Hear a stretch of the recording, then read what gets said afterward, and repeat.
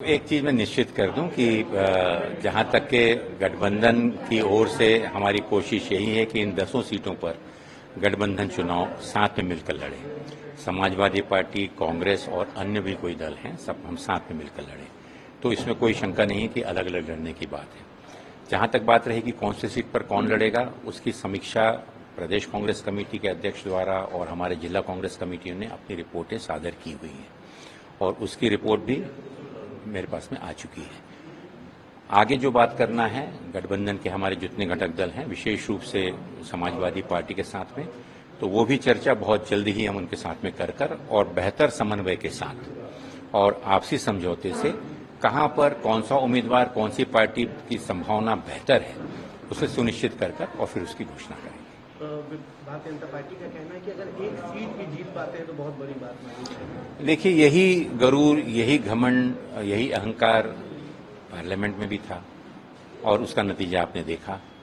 बल्कि अगर प्रशासन और वो उनका साथ नहीं दिया होता तो आज उत्तर प्रदेश में मुश्किल से 10 सीट भी भारतीय जनता पार्टी पार्लियामेंट में नहीं जीत पाती। यह भी आप सब लोगों ने देखा है।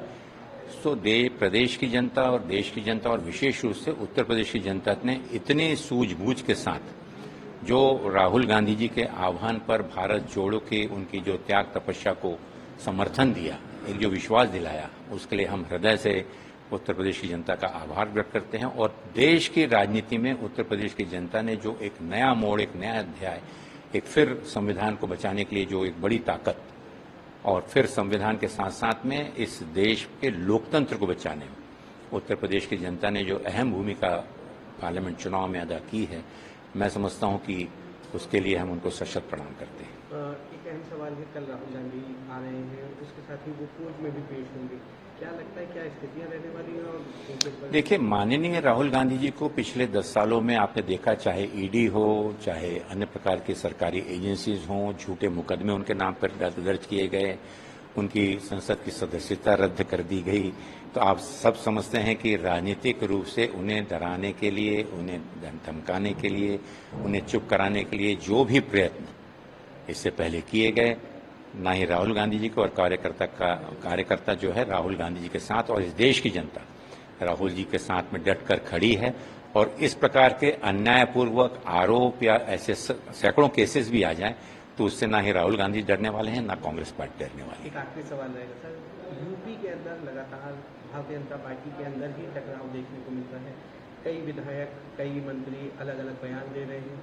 ऐसा लग रहा है कि उत्तर प्रदेश के अंदर डिप्टी सीएम और सीएम के बीच टकराव चल रही है। आप किस तरह से? देखिए, ये मसला सिर्फ उत्तर प्रदेश का नहीं है। देश की जनता के निर्णय के बाद पार्लियामेंट के जो नतीजे आए हैं, आज देश की जनता अपने आप को खुला महसूस कर रही है, अपने आप को सहज महसूस कर रही है।